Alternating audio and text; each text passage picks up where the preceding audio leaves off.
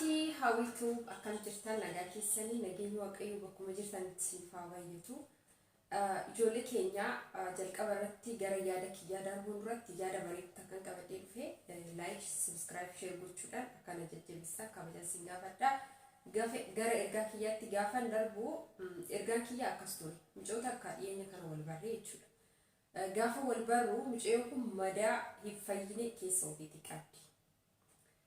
Mi'a osoo isin ta'e akkam gootan yaada keessan koomentii alatti na barreessaa. Micoon kun waggaa 15 biyya Arabaa dalagde. Waggaa 15 jechuun guyyaa 5 miti. Ilmee ofii biyya namaatti fixxe jechuudha. Birrii waggaa 10 maatii isheetu nyaate. Birrii waggaa 5 hiriyaa isheetu nyaate. Inni ulfaata dhugaa dubbachuuf taananii jalqaba irratti maatii ofiitti kan goote sun nama gocha'u. Sababni isaas maatiin ishee baay'ee akka qalleessa waan turaniif qabeenya qaban gurguraniiti kan gara biyya Arabaa ishee erganii isheenis immoo qabeenya isaan gurguranii ishee erga san deebistee fi mana isaanii ijaartee fi waan isaan barbaadan hunda maatii ofiitti erga guuttee boodatti waggaa 10 booda gara jireenya ofii eegalte. Gaafa jireenya ofii eegaltu hiriyaa dhiiraa tokko Facebook irraa wal baran karaa miidiyaatiin. Gaafa wal baran jaalala keessa seenanii lamaaniifuu baay'ee wal jaalatan. Gaafa isheen mucaa kana jaalattu isheen nama tokkotti himee. Mucaa yoo akkatti ilaaltu mucaan baay'ee nama gaariidha. Amantaa isaatiin illee baay'ee nama cimaadha. Mucaan garuu niitii qaba. Akka niitii qabu waggaa 5 birrii isheerraa nyaate booda hime. Isheen garuu kana quban qabdu. Jalqaba jaalala isaa sirriitti ibsaaf ture. Jaalala isaa akkuma nama niitii hin qabneetti kan ishee jaalachaa ture. Garuu waan isin ajaa'ibu keessaa mucayyoon wanna duraan akkamitti akka shakuu dhiiste hin beeku malee galgala naa hin bilbila naan jedha jette. Maaliif isinitti fakkaata? Keessattuu shamarran keenya asumaan erga wanti isinii dhaamu dhiirri tokko si jaalate taanan galgala naaf hin bilbilin ganama naaf hin bilbilin jennaan inni tidaarii akka qabu beekti. Sababni isaa galgalaa fi ganama haadha warraasaa bira waan jiruuf guyyaa immoo bakka hojii waan ooluuf guyyaa si haasofsiisuu danda'a. Galgala garuu haadha warraasaa bira waan jiruuf si haasofsiisuu hin danda'u. Kanaaf dhiirri tokko galgala natti naasa isin jedhe taanan assanaabbati yeroodhaan akka gara micooti tassi dabarsaa. Micayyoon baay'ee boci dhugaa dubbachuuf taanan waggaa 15 jechuun nama kamittuu nu ulfaata. Waggaa 5 iyyuu amma maga ulfaatu ni beektu.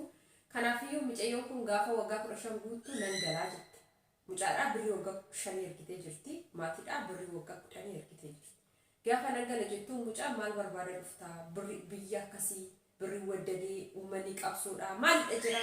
Isheen kan galtu bakka qabsootti osoo taane jireenya isa wajjin eegalte sanitti galte ture. Inni garuu waan biraa ooltolchee taasisa. Gaafa kana micayyoo shakkitee maaliif akkasinaan jetta ani biyya namaatti du'uun qaba ilmoo argachuu qabnu jettee gaafa taasoftu haadha warraa isaa jedhee ilmoo isaa 2 jedhee isa jedhee suura kaasee isheetti erge. Suuraa isaa miidiyaa irratti nan maxxansa jennaan micayyoon fedhii hin qabdu. Maaliif maallaqa koos dhabee isas akkas jedhee suura kiyya waliin maxxansitee maqaan koo yoo gudana biyyatti na xuraa'e akkam godha. Kanarra waggaa 2 hojjedheen itti dabaladhee waggaa 2 hojjedheen gal. Kana jechuun ishee waggaa 17 biyya Arabaa hojjettee galte garuu birrii waggaa 2 qofa harkaa qabdi jechuudha. Dhugaa baay'ee nama ajaa'ibaa. Rabbiin bicha darqashii lafatti hin gatini kan maatii ishee caalaa kan dhiirrirraa nyaate sanidha. Kan nama gubu.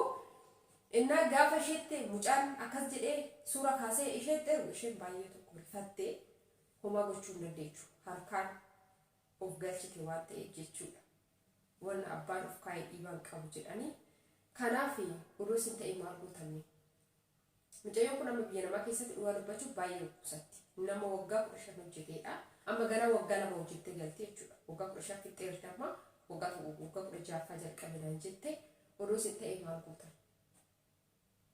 Ani yaadan gorsan isheedhaaf kenne rabbii kee galateeffadhu fayyaa qabaachuu keetti. Hin dhukkubsatti saniifuu garuu dhukkubsaturree yookaan sirriitti dhukkubsatu ta'e harka kee duwwaayyuu gara biyya kee galiitti maatuma kee goote san bira taa'i jireenya nagaa jiraadhu. Yookaan immoo carraa fi beektu waan ta'eef biyyatti hojii garaagaraa hojjechuu dandeessa. Akiimii dhaqxee sabana deemtee jedhee.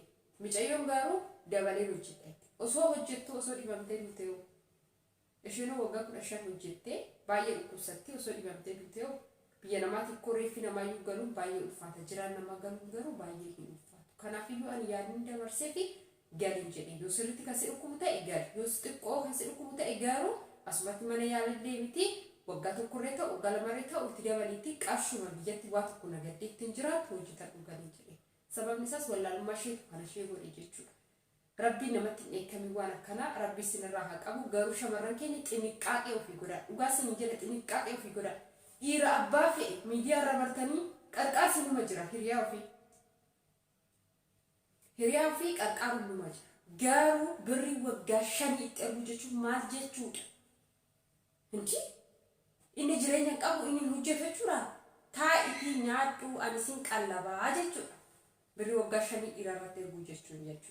Dhiira qarqaaruudhaaf yoo kan jaalatan yoo kan amantan ta'e dhiira biyya keessanii jaaladdaati birrii ji'a 3 birrii ji'a 2 qarqaara.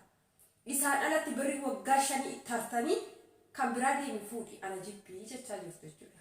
Kanaafiyyuu xiniqqaaqidhaan irraa of eegaa obboloota koo shamaraa nuti of jabeessinee nuti of eegnee nuti bilxii yoo taane malee ruumechi akkuma horiyyoo gatamu san irratti wal maru san akkasi.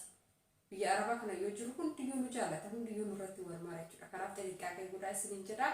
YouTube kiyya subscribe like share gochuu hin dagatinaa. Galatoomaa.